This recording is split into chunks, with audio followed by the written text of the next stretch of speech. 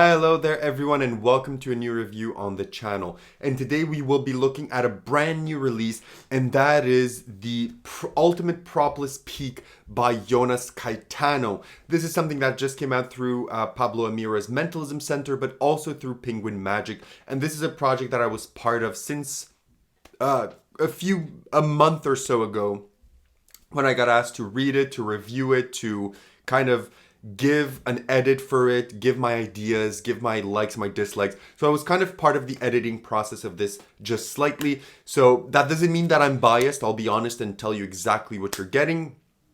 But it is something that for the first time, a creator trusted me to, to troubleshoot his system, to give ideas, to give input. And I'm even in the ad copy of this. So if you go on Penguin Magic or if you go on Mentalist Center, I'm actually part of the ad copy of the effect, which is something that I'm very proud of.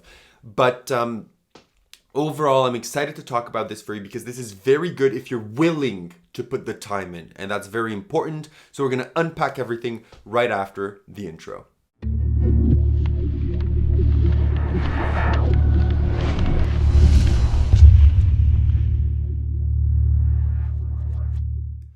Perfect, so you decide to stick around, which means you want to learn more about this effect. So what is it? This will essentially allow you to do direct mind reading with no props, depending on your level of memorization. So that's what I'm going to say. We're going to get back to that in difficulty. But it will allow you to essentially get a spectator's thought almost foolproofly through a very, very interesting system. And I can't do the entire effect for you because you're not here, but I can tell you what the effect is. There's a few of them. They all follow a simple rule, but they all have a different theme. There's one that uses playing cards. There's one that uses numbers. There's one that uses planets. There's one that uses drawings. There's one that uses common names. There's one that gives you ideas to use uncommon words. But the one that I really like personally is the animal one, and I'm going to give you a mock presentation of it, of how it would look. Okay, so you would come up to your spectator and you say, I want us to try something here, kind of like a small game, because I want to, the idea that mentalists can just read your mind and read anything that you're thinking of at any given moment is almost impossible, because a lot of us, we need sometimes to just play a bit with someone to get kind of a feeling of how they're thinking, to kind of unpack their thought process. And that's what I want to do with you. Are you fine in doing that? Excellent. So in a moment, what I'm going to have you do is I'll have you think of an animal. Think of a kind of a medium to large size animal, but don't think of the most obvious one, because most people think of gorilla. I'll be honest, most people think of a monkey or a gorilla, so don't go for any of that, but think of a medium sized animal that's rather large and that has a bit of a larger name, okay? So can you just think of one? Fantastic. So what we're going to do now is I want you to just place your hands kind of like this. And I'm going to ask you some questions that you're going to answer with yes or no. But I don't want you to tell me if your right hand is yes, if your left hand is no. I don't care about that. I just want to see how receptive you are to the questions that I'm going to ask, okay? So just place your hand like this. And if ever, let's say this is yes, and I ask you a question and the answer is yes, just raise your hand just like this, okay? Perfect. So I want you to think of the name of your animal, envision it right in front of you, keep your hands just like this. And again, one hand is yes, one hand is no. You don't even have to tell me, but keep it consistent. Is the last letter of your animal a vowel? The spectator will proceed to raise a hand. Okay. Does your animal have a predominantly white or gray nuance to them? Okay. They would raise their hand. Okay, so now last question, just because I'm starting to get an idea of how you're thinking now, because I said think of a larger word, is the amount of letters in your animal spelling 5 or less? And then they would raise their hand. And believe it or not, after that, you will be able to, with just an additional kind of plot device, know the animal that you're just thinking of. Of course, if they follow the instructions and if they're not being an ass and they're thinking of something like Dilophosaurus or something like an animal that no one has ever heard of, that's just in like the deep savannah in a specific country and people don't know. But if they follow the instruction and they're just thinking of an animal within your instructions, they should most likely, you should be able to get what the animal is. But this system that you've just seen is how it plays out. So if you learn it, you'll be able to reveal without any props, without any notepads, without any cribs, what they're thinking of. And of course, it's much easier if you want to start with the numbers, because the numbers, there's less possibilities. The playing cards has a ton of possibilities, the drawings as well. So you can use this, you can start easy, and then once you understand the system, you can make it bigger, but that is the main routine. So you'll be able to just mentally, through the small game, be able to tell a spectator what they're thinking of in that specific moment. Okay? So now that you know that, where do you buy this? How much does it cost? And what do you get? So you can buy this directly from Mentalism Center or Penguin Magic. This will set you back $50 US, which is around 80-ish Canadian. And what you're going to get with your purchase is a PDF ebook. The PDF ebook is around 60 pages long, and it's going to cover a ton of things. First, it's going to really nicely credit the original effect. It's going to tell you what the original effect is. It's going to tell you where the inspiration came from and how he pushed the principle forward. So this is not him, just taking a principle and, stealing it. He gives proper crediting to where this came from, and he shows you exactly how he evolved it. And it really is an evolution upon the initial system and how it worked, and he does proper crediting to that. Then he's going to tell you how the system is meant to be used and some subtleties. Then he's going to teach you all of the routines that I mentioned. He's also going to give you additional information, how to memorize it better, how to use it, how to make it your own, how to use outlier words if you want to be more spicy, how if it doesn't hit, how you can get a freebie. And he's going to talk to you about everything that you would need to know within the effect. It is well written, it is easy to understand. On your first read through, it can be a bit daunting because there's a lot going on here with this effect. But after you read it once, take a moment, read it again, and then you'll immediately quickly understand what you're getting into and what you have to do. But it is well written, it is easy to understand. It has tables, it has, bold text, italic text to separate important things, to explain to you. And even for every single effect, which is nice, he doesn't just say, okay, for the planets, just use the system. For this, just use the system. For every single effect, he gives you an entire presentation. He gives you the entire thinking behind it, the entire table, the entire things you need to memorize. Everything is really laid out and thought out. It's really, really, really well designed. Okay? So, having said that, let's get into difficulty. So this is the thing that will make or break it for some of you.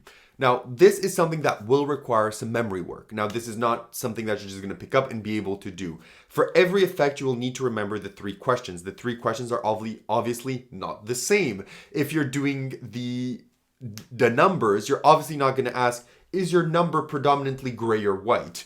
You're not going to ask that, right? So every effect has a specific question, a specific set of questions that you need to ask. So if you have 2 or 3 effects that you really like from this, you'll need to learn the specific set of questions. So that's something you'll have to learn no matter what, okay?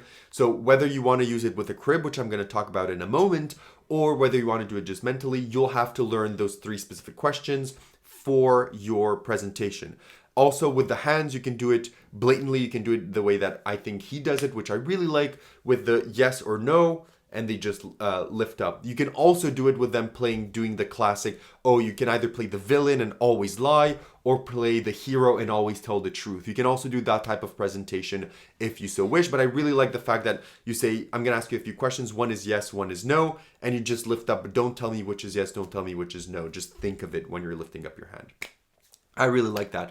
But specifically, you'll have to learn 3 questions for every single one of the effects. Then is where it gets a bit complicated, because every effect has a set amount of outs. Some of them have a big amount of outs, some of them have a smaller amount of outs. So what you'll need to do is you'll have to learn those outs. Personally, for some of the effects, for the animal one, I pretty much learned them. There's not that many, and it's quite easy. But at the start, I did use a crib. So as I said, for every effect, he gives you a beautiful end of kind of section table for you to understand everything that you need to know. And at a glance, you'd immediately know the animal that they have based on what they did in the game. So all I did is I printed out the table, stuck it in my notepad, or, I have a small notepad that you can just put in a pocket. It fits in there on the first page. So when I say excellent, so now you just think of it, wait, I'm going to try and draw it, or maybe, because I'm a very visual kind of thinker, so boom, and then you just do it on the notepad and you're good to go. If ever you're fearful that you're going to forget the 3 questions, you can even have the 3 questions on the notepad, and then as you say, okay, think of it, think of it, boom, boom, boom, and you have the crib in front of your eyes and you're able to do it. That's how I did it at the start. Now the animal one I learned. If I want to do another one, I'll just do the crib and then you eventually learn it. But you can do it with a crib and it's going to fly by and it's going to play well, but it's going to require a bit of memory work if you want to put the work in. So difficulty-wise, I would say it's easy if you use the crib, or intermediate if you don't want to use the crib. Now let's talk about practicality. So how practical is this? If this is basically, you have to carry nothing. If you want to do it with memory work, you have to carry nothing with you. You just show up to someone, you say, can I try something with you? You play the game and boom, you're good to go. If you want to do it, with the notepad, you'll just have to carry around a notepad and a pen. And again, pretty pack small and plays big, because it's kind of a dwindled down enigma by Christian Grace, but done with no phone. It's really fun. Yes, the choices are more limited than Enigma, but it's kind of an impromptu Enigma, and that's very, very fun in that regard. And if somehow you're scared that it fails, bring a backup trick, or have your phone and do a backup trick with your phone. Because again, as I said, this should not fail if people do what they're supposed to do. But as always, we all know, spectators, you're going to think of an animal, blah, blah, blah, blah, blah, blah. And then they're going to be like, oh, I thought of a blueback whale, or something like that. So keep in mind, people may not follow instructions, but have a backup. Personally, I always have my phone. I have some great effects on my phone, and that's how I do it. But have a backup. But overall, it's pretty pack small. Angle-wise, if you do it with a crib, it's 180. If you do it without a crib, 360. Inspectability, it's fully inspectable. Reset, it's instant reset. Table, you do not need a table for this. And that is all I have to say about inspectability and practicality. In terms of performance, you can perform this anywhere. Stage, parlor, close-up, virtual, wherever you want. This can be performed as long as you have a spectator to do it. So now that we've said that, what are the positives and negatives of the Ultimate Propless Peak? First of all, let's start off with the negatives. One of the negatives is that, as with all Propless mentalism, if you're not a fan of it, it may not work. It may simply not work. There are some of these routines that are foolproof. The playing card one is foolproof because they're thinking of a playing card. The number one is foolproof. The planets one is foolproof. There are some of these that are foolproof, but some of them, like the drawing duplication or the mental zoo, may not always go right because of the spectator thinking of something that is outside of the realm of what you thought they would be thinking of, even with some of the restrictions that you put in play. But overall, most of these effects will hit, but some of them, as all Propless material, may not work. A second negative is that, again, it's not necessarily a negative, but it is important to know that if you don't want to use the crib, you will have to put in time to learn this. He does gives you tips in order how to learn it more effectively, but you will have to put in mental effort to remember stuff, know the things that you need to know, and memorize what you're supposed to memorize. So it will require that amount of work if you're interested in it. In terms of the positive, it's once you understand the system and you know it, or if you just want to use the crib, it's relatively easy to do. It's fooling. As I said in the quote on the effect, it is impossible to backtrack because the spectator never tells you, oh, this is yes, this is no. They never tell you the animal they're thinking of. And if it hits, you're just revealing their animal directly. And they've almost never spoken the entire effect. And you can also tell them at the end which hand is yes and which hand is no, and if they're a good liar or not, depending on the routine that you say. So it's impossible to backtrack. It's direct. It's fun to perform. You can adapt it if once you learn the system, if you want, and put some work in it. You can even create your own routines. It's a really, really good effect and can be performed anywhere, and it's practical. So overall, do I recommend the Ultimate Propless Peak? My honest answer is yes. I mean, I went on for the first time ever. Someone asked me for a quote for the product. They asked me to review. They asked me to help edit just a bit if I had any ideas. And I went on a whim and said this was good. And I wouldn't have done that if I thought it was bad, right? At the start, I'm going to say this. I did tell him the manuscript was full of mistakes, it was not fluid. Some passages were not really understandable. There was a ton of mistakes, and I told him upright. And I told him, fix that. If you want, this to be published and you want some quotes, fix it. And he did. He was very nice with me. He's an amazing guy. So overall, I recommend it. I'm not getting any money for this. I'm not, paid for this. If it was bad, I would have said so. I think this is good. If you're willing to put the memory work into it, you're getting an amazing Propless effect. If not, you're still getting an amazing effect by using a notepad, which is still going to hit really, really well. So overall, I'm giving the Ultimate Propless Beacon 8.5 on 10. I think it's really good. I think it deserves your attention if you're interested in it. And that's all I have to say. So if you have any additional questions, leave them down below. If not, message me, email me. It'll be my happiness to answer. And I'll see you all in the next review. Have a good one, and bye.